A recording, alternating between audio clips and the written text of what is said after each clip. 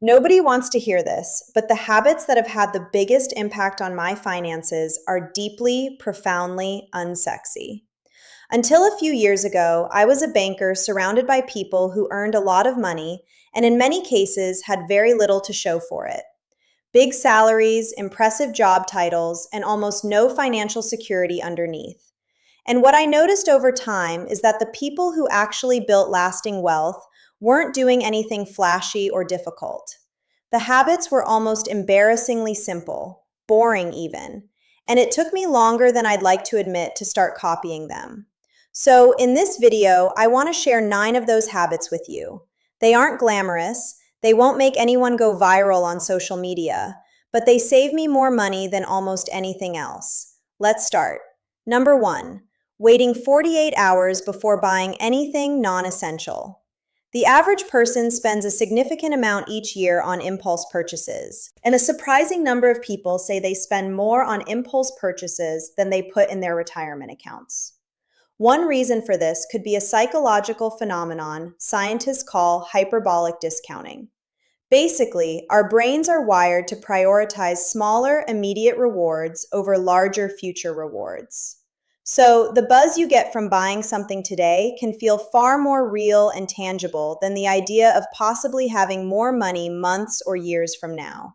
And the entire online shopping experience, personalized ads, low stock warnings, one-click checkouts, is built to make that feeling as strong as possible. The addictive nature of our phones and social media can make it really hard to resist the urge to spend. So when I tell you what works for me, it is surprisingly simple. When I see something that I want to buy and it's above a certain threshold, I tell myself, yes, I can afford this, I can have it. I just need to wait 48 hours before making that purchase. Sometimes I add it to my basket and promise myself I'll come back to it. But I've noticed that I usually just forget about it. Or I remember it at the back of my head and that urge has disappeared by then. Most of the time, when I visit that same website again, I'm actually surprised to see the item in my basket because the excitement I initially had for that potential purchase has gone. If I still want it after 2 days, at least I know it's a real decision rather than a reflex. This isn't a glamorous habit, but it saved me more money than I would like to admit. Number 2, avoid single-purpose items. Have you ever bought a gadget that promised to make your life easier? You used it a handful of times and then watched it gather dust. You're not alone. In a survey, a large majority of people said they experienced gadget regret. The biggest culprits were pasta machines, ice cream makers, and spiralizers. They're all things that do one job. These single-purpose items aren't cheap. A specialized ice cream maker can set you back a significant amount. A pasta maker can cost a good sum too, only for these tools to sit in a cupboard, taking up space and making you feel guilty every time you remember their existence. I've been there too. I used to own things exactly like this. Now, before I buy anything, I ask myself, how many different ways will I actually use it? If the answer is basically one, I think twice. And when something outlives its original purpose, I also look for new ways to use it rather than just replacing it. I apply the same thinking to my wardrobe. Most of what I own are neutrals, blacks, creams, browns, everything works together. I rewear things constantly, not embarrassed about it at all. One versatile piece beats 3 single-use ones every single time. Number 3, reduce friction with how I manage and move my money. This is one of the most unsexy ways I save money. Just being organized and automating how I manage and move my money. Having a simple, all-in-one finance app or system that handles spending, saving, and payments in one place makes a huge difference. The feature I use most is being able to hold, send, and exchange multiple currencies from the same account. If I'm traveling or paying in another currency, I can see live exchange rates and it automatically converts at the point of payment. On the business side, it works in a very similar way. Working with international clients or platforms that pay in different currencies used to create so much unnecessary back and forth with traditional banks. Now it all just sits in one place and I can see exactly what's coming in and going out. The whole thing feels so much more under control. It just removes a lot of noise from both sides of my finances, which for me is really valuable. Number 4, don't immediately go for storage solutions. If your home is always messy, you can never find what you're looking for, and you hate putting laundry away because there's no room in your closet, you might be tempted to go straight to the shops and buy more storage. Another box, a new shelving unit, a set of matching baskets, a bed that has storage underneath it.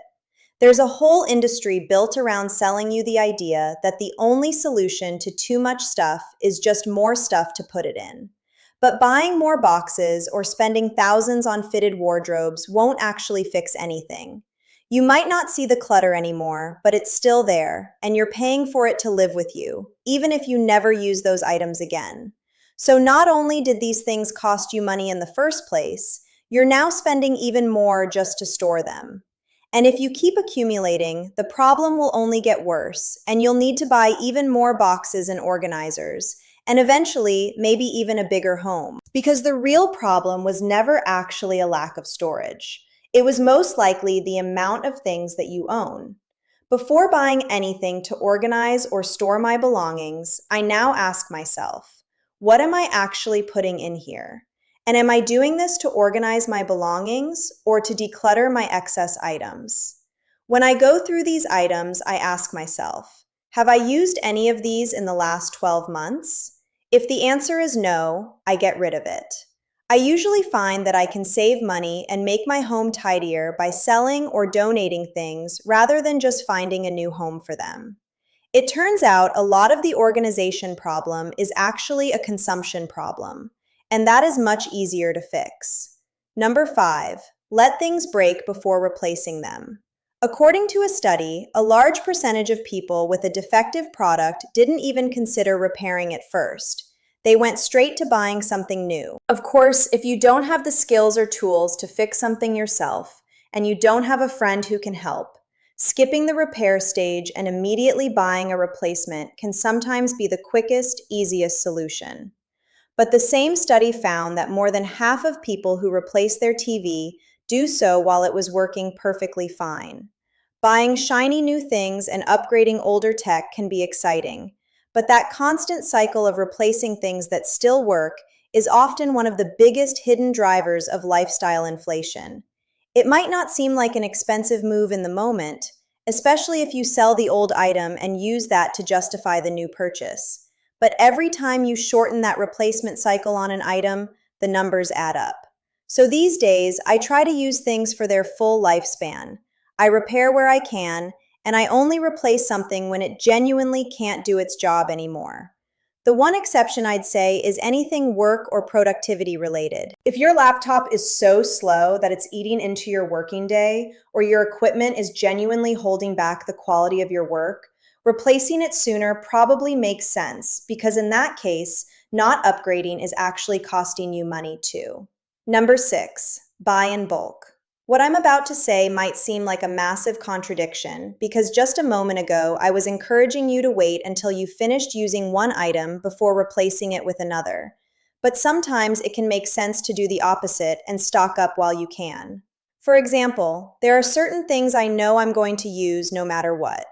Toothpaste, shampoo, washing powder, tinned food, anything that doesn't expire quickly. By buying them in bulk when they're on offer, the amount I spend on these things over the course of a year is actually lower, even if my expenses might fluctuate from one month to the next. It's not an exciting habit. There's nothing fun about a cupboard full of conditioner. But again, the savings add up. And one thing I'd say, and this links back to what we talked about earlier, don't let this take over your home. If you're stocking up on so much stuff that you need extra storage to house it, then it defeats the purpose. The goal is to have a sensible supply of things you genuinely go through regularly, not to turn your home into a supermarket or a storage container. Number 7, don't outsource everything. As you move through your career, particularly if you're self-employed, you might be told to outsource as much as possible so you can focus on what makes you money. Honestly, it's not bad advice. I've encouraged people to do exactly this. But there is a point where it goes too far. When you outsource everything but your job, all that's left for you to do is work. You start seeing every hour as a billable hour. Leisure starts to feel wasteful. Spending a Sunday afternoon cooking or fixing something around the house starts to feel like a poor use of your time. And before you know it, you're paying people to do things that not only are you capable of doing yourself, but you might actually enjoy doing as well. Over time, you might also end up losing skills that could be invaluable in the future. It's a classic case of being careful what you wish for. If you crave more time and freedom, you might outsource every task you're not paid to do, only to realize that you actually have less freedom than you did before. The goal isn't to fill every waking hour with productive work. It's to build a life that you actually enjoy. Over the last few years, I've tried to hold on to certain tasks. Painting my apartment was one of them. Learning basic sewing so I can repair my own clothes instead of taking them to a tailor. Cooking from scratch instead of ordering in. My time is valuable, but there's more to using it wisely than just working all the time. Number 8, keep my skincare routine boring. Have a look in your bathroom cabinet or your makeup bag. How many products do you own that you've used fewer than 5 times? I'd be willing to bet that there's at least one thing in there that got bought, used once or twice, forgotten about, and never touched again. The beauty and skincare industries love it when we do this. There's always a new product, a new ingredient, a new routine that someone on the internet swears has changed their life. But how many of us actually see it through long enough to get the desired results? Most of us end with a growing collection of half-used products, a confusing routine, and ongoing spend on things that may or may not be doing anything at all. So a few years ago, I dialed my routine right back. Instead of trying everything all at once, I chose a couple of new products at a time, and I don't let myself buy anything new until those products are finished. If I buy a product that doesn't work for me, I either offer it to a friend or I throw it away. This might sound wasteful, but this approach actually results in far less waste than having multiple products on rotation at any one time.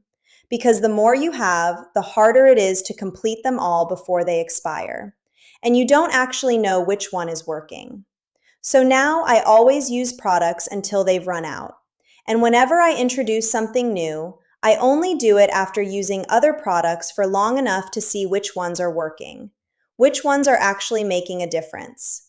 Number 9, create more, consume less. Be honest. How often do you pick up your phone when you're bored? Start scrolling, and before you know it, you've bought something you didn't even know existed 5 minutes ago. We all do it. But why? There's the obvious stuff, of course. Constant ads, sponsored posts, but there's more to it than that. If you spend enough time online, you might fall into a trap that psychologists call social comparison theory. Basically, we can't help but measure ourselves against others. It's a theory developed decades ago by a psychologist who argued that people seek agreement from others to reduce uncertainty and reinforce their own views. We still do this today, looking for confirmation on how successful we are, how attractive we are, how well we're doing financially. Social media hands us an endless stream of people to compare ourselves to. But what we're seeing isn't always real life. Instead, it's a very carefully curated highlight reel. Not only can this make us feel behind, it can trick us into thinking that the solution is just 1 or 2 purchases away. And marketers know this. Aspirational branding, influencer culture, lifestyle advertising. It's all built around making you feel like you're not quite there yet. As one article puts it, the goalpost of enough is constantly shifting and impossible for most people to ever reach. Completely avoiding social media isn't realistic for most people, but if you think your screen time is affecting your finances, this is what works for me. Whether I'm watching short videos or scrolling through posts, at the end of that scroll, I pay close attention to how I feel. How did that content make me feel? Was it helpful? Did it teach me something new? Do I feel uplifted? If the answer is no, or as soon as I find myself doom scrolling, I take that as a sign to focus on my own creative work, write a couple of pages in my journal, go to the gym, or plan a creative activity with a friend. I just get myself out of that rabbit hole. It sounds simple, but once you get into the habit of creating rather than consuming, two things happen. First, you spend less money because you're not constantly being encouraged to buy. Second, you feel better in yourself because you're actually doing something enjoyable and fulfilling with your time, rather than watching how other people spend theirs. None of these habits actually came to me naturally, and I still slip up occasionally. I spend more time on social media than I should, and I'm sure there's at least one expensive gadget in my kitchen that I've forgotten about and it's just sitting there. But over time, by adopting these unsexy habits, I've definitely managed to save a lot of money and invest more of my income. If any of these habits resonated with you, let me know which ones in the comments. And if there are unsexy habits you swear by that I haven't mentioned, drop those too. Thank you so much for being here. Don't forget to subscribe if you haven't already, and share this video if you feel like it's going to help someone else. Thanks so much for watching.